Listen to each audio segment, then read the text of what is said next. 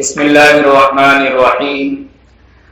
الحمد لله وحده والصلاة والسلام على من لا نبي بعده. أما بعد فأعوذ بالله من الشيطان الرجيم. بسم الله الرحمن الرحيم. وإذ قال ربك للملائكة إني جاعل في الأرض خليفة قالوا أتجعل فيها من يفسد فيها ويسفك الدماء ونحن نسبح بحمدك ونقدس لك قال إني أعلم ما لا تعلمون. صدق الله مولانا العظيم.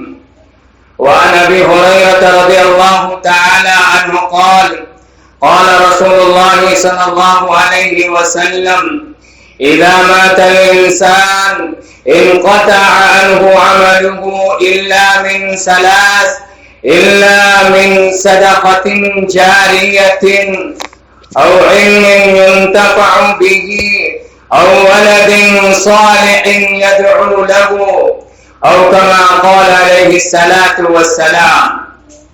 حضرات علماء کرام، محترم سامعین کرام، ماؤں اور بہنوں، اللہ تبارک و تعالیٰ نے اس روئے زمین پر بے شمار مخلوق کو پیدا کیا اور ان تمام مخلوق کے اندر اللہ تبارک و تعالیٰ نے انسان کو سب سے افضل اور برتر بنایا. انسان کو اشرف المخلوقات کہا جاتا ہے. اشرف المخلوقات کا مطلب یہی ہے کہ اللہ تبارک و تعالیٰ نے اس روئے زمین پر جتنی بھی مخلوق کو پیدا کیا ہے ان تمام مخلوق کے اندر انسان سب سے افضل ہے، سب سے بہتر ہے. انسان کا مقام و مرتبہ بڑھا ہوا ہے. اللہ تبارک و تعالیٰ نے جب یہ فیصلہ کیا حضرت آدم علیہ السلام کو اس روئے زمین پر پیدا کرنے کا ارادہ فرمایا اور حضرت آدم علیہ السلام کو خلیفہ بنانے کا فیصلہ فرمایا، ارادہ فرمایا، تو فرشتوں سے یہ مشورہ اللہ تبارک و تعالیٰ نے لینا چاہا. اللہ تبارک و تعالیٰ نے فرشتوں سے یہ کہا کہ اے فرشتوں، زمین کے اندر میں خلیفہ بنانے جا رہا ہوں. تو اس وقت فرشتوں نے انسانوں کے بارے میں کیا مشورہ دیا تھا؟ انسانوں کے بارے میں، حضرت آدم علیہ السلام کے بارے میں اور حضرت انسان کے بارے میں فرشتوں کی کیا سوچ تھی.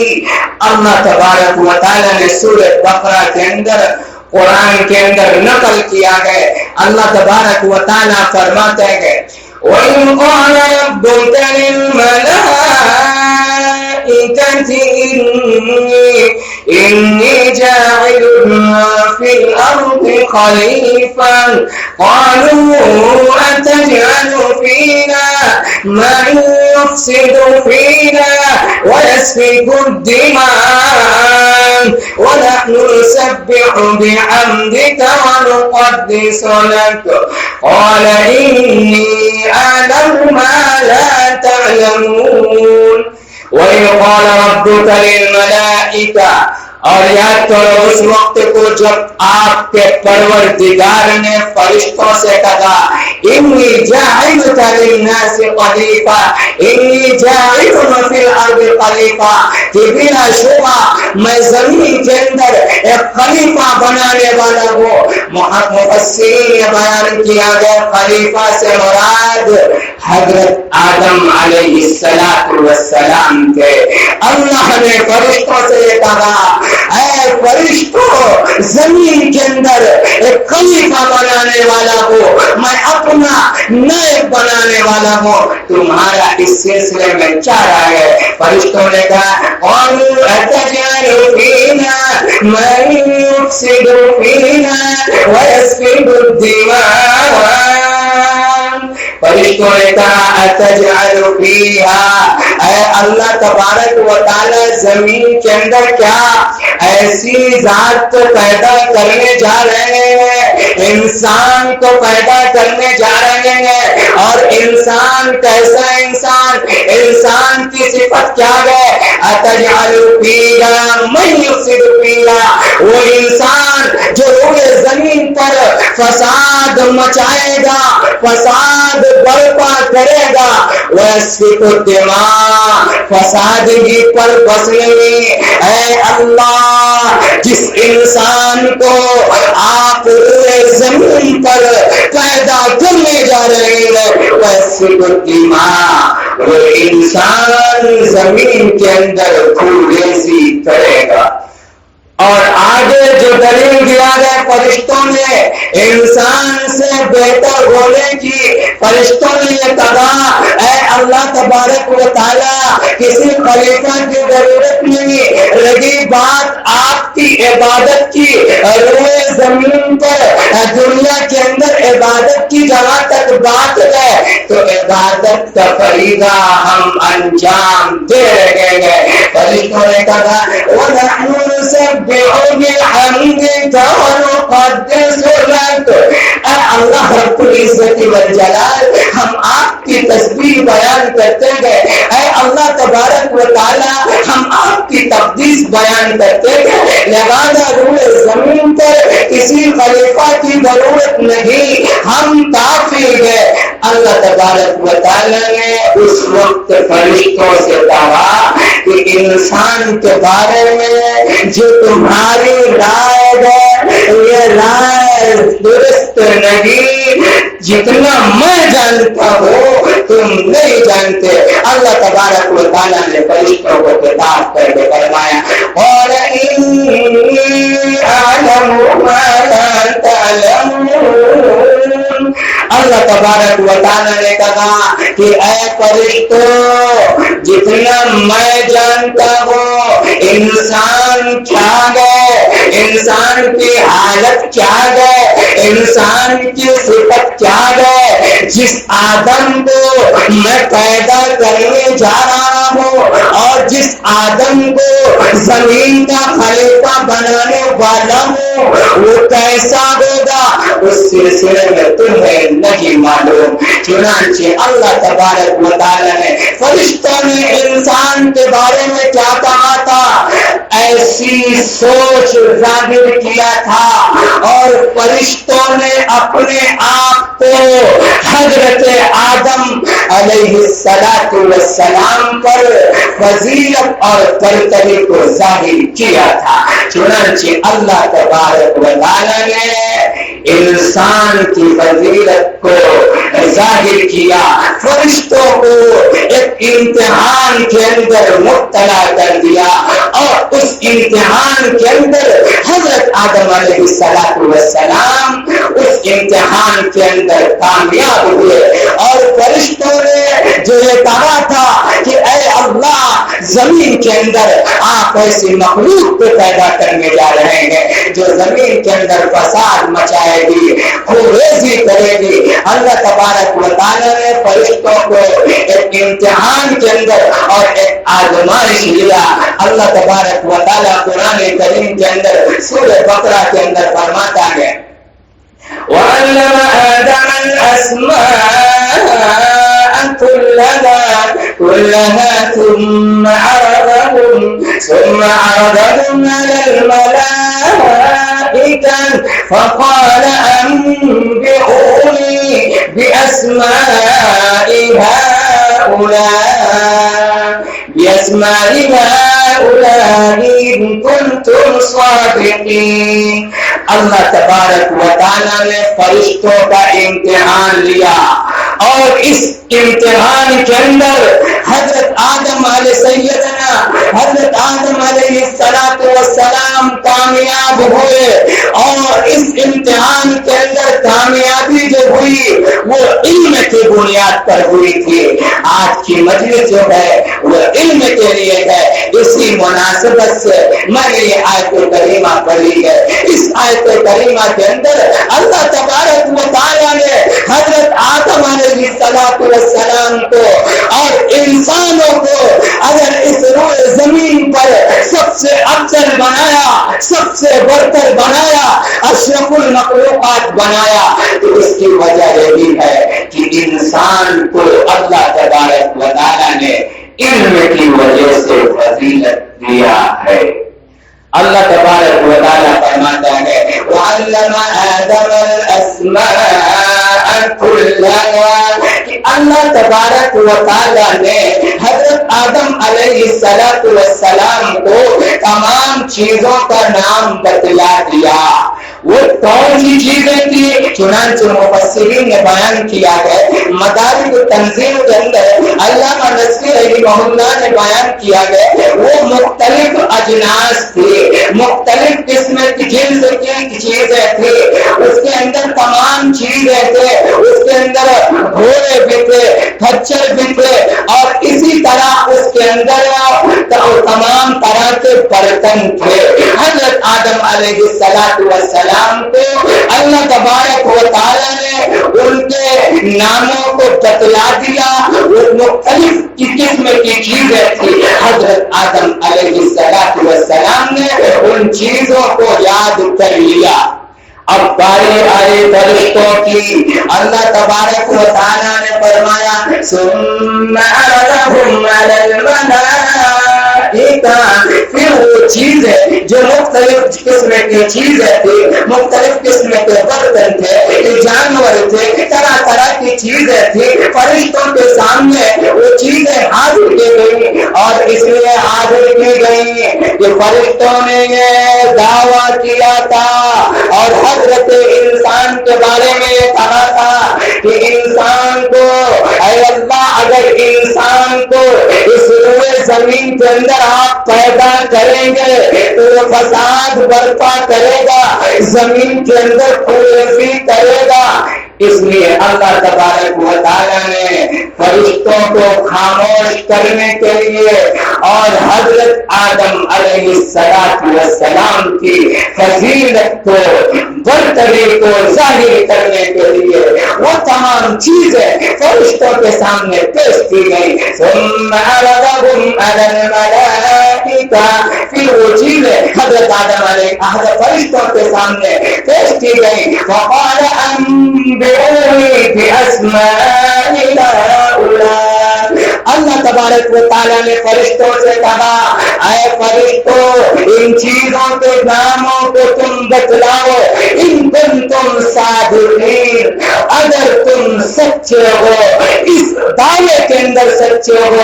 انسانوں کے بارے میں تمہارا یہ خیال تھا کہ انسان زمین کے اندر پھولریزی کرے گا, چنانچہ فرشتے ان چیزوں کا نام نہ بتلا سکے اور فرشتوں نے اپنی عاجزی کا اظہار کیا.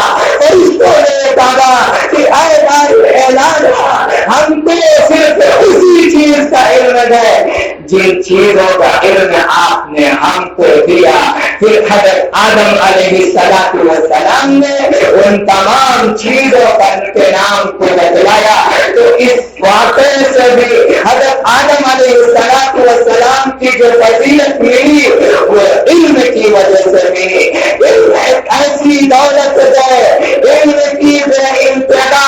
بہت سارے احادیث کے اندر جناب محمد رسول اللہ صلی اللہ علیہ وسلم نے علم کی فضیلت کو بیان کیا ہے, اور خود اللہ تبارک و تعالیٰ نے آقا کو یہ حکم دیا اے محمد عربی آپ علم کی ذاتی کو طلب کرو. سورہ طٰہٰ کے اندر اللہ فرماتا ہے وَقُلْ رَبِّ زِدْنِی عِلْمًا, اے پیغمبر آپ علم کی ذاتی کو طلب کرو. اس آیت کریمہ کی تفسیر کرتے ہوئے مفسرین نے بیان کیا ہے کہ اللہ کے پیغمبر کو علم کے علاوہ کسی بھی چیز کے اندر ذاتی کو طلب کرنے کا حکم نہیں دیا. اگر آقا کو سرکار مدینہ صلی اللہ علیہ وسلم کو کسی چیز کی زیادتی کا حکم دیا گیا تو وہ علم ہے. اور ایک حدیث کے اندر جناب محمد رسول اللہ صلی اللہ علیہ وسلم سے ایک عالم کے بارے میں اور ایک عابد کے بارے میں دریافت کیا گیا کہ دونوں کے اندر افضل کون ہے.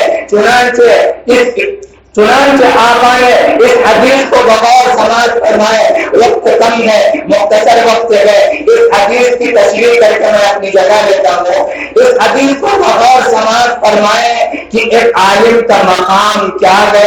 اس حدیث کو بغور سنے. سرکار مدینہ صلی اللہ علیہ وسلم نے ایک عالم دین کی فضیلت کو کس قدر بیان کیا ہے, ایک عالم کی حیثیت اسلام کے اندر کیا ہے. سرکار مدینہ صلی اللہ علیہ وسلم کے فرمان کی روشنی کے اندر کیا ہے, سماعت فرمائیں. وعن ابي هريره رضي الله تعالى عنه قال قال قلت لرسول الله صلى الله عليه وسلم رجلان. اللہ کے پیغمبر کے سامنے دو آدمیوں کا تذکرہ کیا گیا. احدہما عالم, ان میں سے ایک عالم تھا, والآخر عابد, اور دوسرا شخص عبادت گزار تھا. اب یہ دونوں شخص کون تھے؟ اس حدیث کی تشریح کرتے ہوئے مولانا علی قاری رحمہ اللہ نے بیان فرمایا ہے کہ وہ دونوں آدمی جن کے بارے میں سوال کیا گیا تھا, ایک کون تو لگی گئے کہ آقا کے زمانے کے اندر وہ دونوں لوگ موجود تھے, یعنی متعینہ شخص کے بارے میں سوال کیا گیا تھا. ایک عالم تھے اور ایک عابد تھے. اور دوسرا مطلب یہ ہے کہ پہلی امتوں کے اندر دو شخص تھے, ان دونوں کے بارے میں سوال کیا گیا تھا. تیسرا مطلب یہ ہے کہ مثال کے طور پر یوں بھی سوال کر لیا گیا. تو جناب محمد رسول اللہ صلی اللہ علیہ وسلم نے اس عالم اور عابد کے بارے میں جو سوال کیا گیا تھا اس کے بارے میں آقا نے فرمایا فضل العالم علی العابد کفضل علی ادناکم, کہ ایک عالم دین کی فضیلت ایسے ہی ہے, عابد پر ایسے ہی ہے, عبادت گزار پر ایسے ہی ہے, کفضل علی ادناکم, جیسا کہ میری فضیلت امت محمدیہ میں سب سے کمتر درجے کے شخص پر. اس آقا کے اس جملے پر غور کریں. اس جملے کا مطلب یہ ہوا کہ جناب محمد رسول اللہ صلی اللہ علیہ وسلم جو تمام نبیوں کے سردار گئے اور اس امت کا جو سب سے گھٹیا شخص ہو, جو سب سے کمتر درجے کا شخص ہو, اس کے درمیان اور آقا کے درمیان کوئی نسبت ہی نہیں. اس حدیث کی تشریح کرتے ہوئے مولانا علی قاری رحمہ اللہ نے بیان فرمایا ہے اگر آقا یہ جملہ فرماتے کہ فضلی بفضلی علی اعلیکم, کہ جیسے میری فضیلت تم میں سب سے اعلیٰ شخص پر اور اس امت کے اندر سب سے افضل حضرت ابو بکر صدیق رضی اللہ تعالی عنہ ہے, اور آقا کو حضرت ابو بکر صدیق رضی اللہ تعالی عنہ پر فضیلت کا ہونا ظاہر ہے. لیکن آقا نے یہ نہیں فرمایا کہ جیسے میری فضیلت ابو بکر صدیق پر, بلکہ آقا نے فرمایا ایک عالم دین کو, ایک عبادت گزار پر ایسی ہی فضیلت ہے جیسے کہ میری فضیلت اس امت کے سب سے گھٹیا شخص پر. اب اے مسلمانوں ذرا غور کرو کہ اس امت کا جو سب سے کم تر درجے کا آدمی ہو, سب سے گھٹیا درجے کا آدمی ہو, اس کے درمیان اور سرکار مدینہ صلی اللہ علیہ وسلم کے درمیان کوئی نسبت ہی نہیں. مولانا علی قاری رحمہ اللہ نے فرمایا کہ اس حدیث کو, اس جملے کو اللہ کے پیغمبر نے مبالغے کے طور پر بیان کیا ہے, یعنی عالم دین کی فضیلت کو بیان کرنے کے لیے کہا ہے تو عالم دین کی بہت زیادہ فضیلت ہے. اسی طرح جو حدیث میں نے پڑھا ہے اس حدیث کے اندر آقا نے 3 چیزوں کو بتلایا ہے کہ انسان جب انتقال فرما جاتا ہے تو اس کے کوئی عمل ساتھ نہیں آتا، لیکن 3 چیزیں ایسی ہیں جو مرنے کے بعد بھی کام آتی ہے۔ اس میں سے نمبر 1 صدقہ جاریہ۔ صدقہ جاریہ کا مطلب یہ ہے کہ مثلا کسی نے کوئی کنواں کھود دیا یا کوئی ایسی چیز کہ مرنے والے کے بعد بھی اس سے لوگ فائدہ اٹھاتے رہے تو اس کا ثواب پہنچتا رہے گا۔ اور علم ينتفع به، یا ایسا علم جس سے لوگ فائدہ اٹھاتے رہے تو مرنے والے کو جب تک لوگ فائدہ اٹھاتے رہیں گے اس سے ثواب پہنچتا رہے گا۔ مثلا ہم نے کوئی کتاب لکھ دیا یا کسی کو کوئی دین کی بات بتلا دیا، جب تک اس سے لوگ فائدہ اٹھاتے رہیں گے ہمیں ثواب، مرنے والے کو ثواب ملتا رہے گا۔ اور تیسری وہ چیز کہ مرنے والے کو مرنے کے بعد بھی ثواب پہنچتا رہتا ہے۔ اولاد کہ یہ اولاد جو اپنے والد کے لیے دعا کرے تو نیک اولاد ہماری اولاد یہ ہماری کھیتی ہے۔ اگر ہم اپنی اولاد کو دین کی تعلیم دیں گے، مدرسوں کے اندر داخل کریں گے، ہماری اولاد دیندار بنے گی تو اس کا ثواب ہم کو بھی ملے گا، کیونکہ ثواب کے اندر اصول یہ ہے کہ اگر کوئی سبب بھی بنتا ہے تو سبب بننے والے کو بھی اللہ تبارک و تعالی ثواب سے نوازتا ہے۔ لہذا ہماری اولاد، اگر ہم نے اپنی اولاد کو مدارس کے اندر داخل کرایا تو ہم سبب بنے۔ لہذا آقا نے فرمایا کہ مرنے والے کو اگر ہماری اولاد دیندار ہے تو مرنے کے بعد بھی ثواب ملتا رہے گا۔ اللہ تبارک و تعالی کہنے سننے سے زیادہ عمل کی توفیق نصیب فرمائے۔ آمین۔ وآخر دعوانا